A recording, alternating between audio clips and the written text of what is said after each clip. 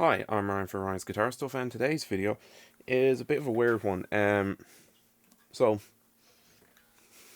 this this is a vintage 1960s era kind of thing guitar that I was asked to fix up for a client. So the work that was done to this was actually, I'll just tune it up real quick and then tell you what was done to it. So what was done to this was a lot and also not a lot. It was a combination of a lot of work on the tuners and then just the general ones over on the body. So what I mean by a lot of work on the tuners was you go and tune this up the pitch because of how tight the tuners were. You could only get it to step down, so it'd be D standard. After taking apart the tuners and putting them back together and lubing them up and all that kind of stuff, it's in pitch. It's in. Actually, you can hear that it's in pitch now, and that was one thing that helped it greatly. Another thing that was done was all the chrome and metal were buffed up, so now they're nice and shiny. There was other parts like the pots and switches were once over with contact cleaner, so this is still all the original electronics, original pickups. Everything was cleaned, intonation was set.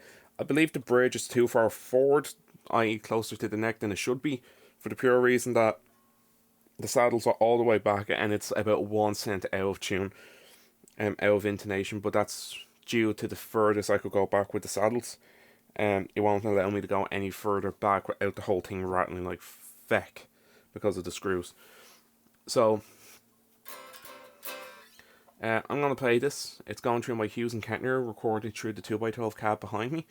And for an overdrive sound, I am using the Electric Harmonics crayon into the front of the amp. So I'll show you what this sounds like, going from the bridge to the neck.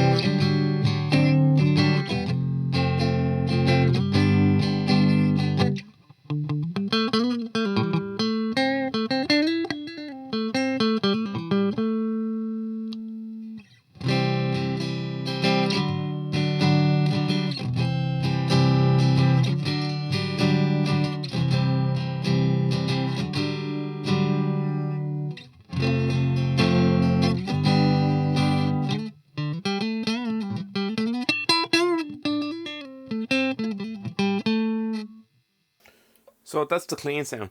Now the weird thing about this guitar is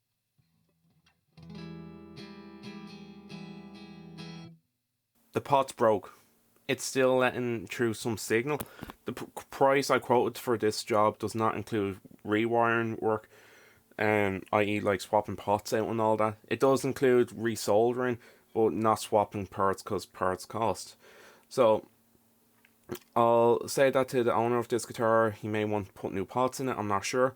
But let's see how this sounds like with the crayons in front of it.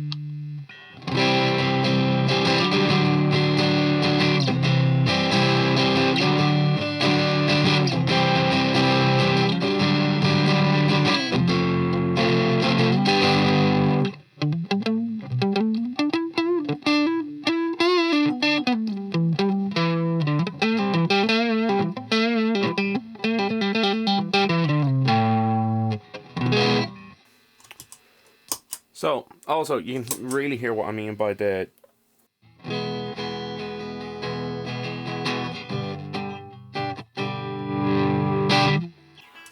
So you can really hear what I mean by the tuning is a bit, the knob is a bit weird.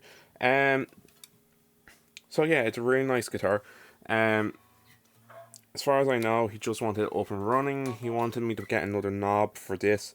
I've got spares, not like the other knob, but something that will work.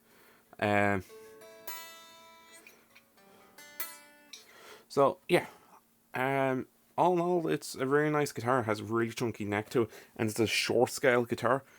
I don't even know what the name of this is. I'll put in the... It's Barclay Kingston. So that could be the name of it.